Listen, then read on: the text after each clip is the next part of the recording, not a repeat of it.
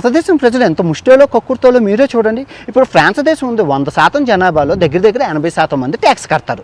ఇంకా జర్మనీ దేశం 60% మంది ట్యాక్స్ కడతారు.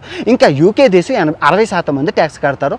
అమెరికా, కెనడా అభివృద్ధి చెందిన దేశాలన్నీ 50% నుంచి 60% మంది ట్యాక్స్ కడతారు. ఇంకా భారతదేశం విషయానికి వస్తే ఎంతమంది ట్యాక్స్ కడతారండి? అక్షరాల 1%. అంటే 140 కోట్లలో దగ్గర 2 కోట్ల మంది మాత్రమే జనాభా ట్యాక్స్ కడుతున్నారు. మిగతా వాళ్ళందరూ ఏం చేస్తున్నారంటే అది పక్కన పెట్టండి, ముక్కులో పొక్కంత ట్యాక్స్ కట్టి గుమ్మడకాయ అంత ఫెసిలిటీస్ అంటే సౌకర్యాలు, రోడ్లు బాగాలేవు, హాస్పిటల్ ఎలా అవుతుందండి? మన దేశం బడ్జెట్ ఎంత? 47 లక్షల కోట్లు. ఇప్పుడు జిఎస్టీ ద్వారా వసూలు చేస్తున్నదంతా 16 లక్షల కోట్లు. అంటే జిఎస్టీ అంటే ఈ పేదోళ్ళు, మధ్యతరగతి సంపన్నులు కొనుక్కున్న ప్రతి దాని మీద వేసి సంపాదించిన డబ్బు 16 లక్షల కోట్లు. ఇంకా ఈ ఆఫీసర్లు అందరూ ఉద్యోగాల దగ్గర నుంచి కడుతున్న ట్యాక్స్ ఎంత?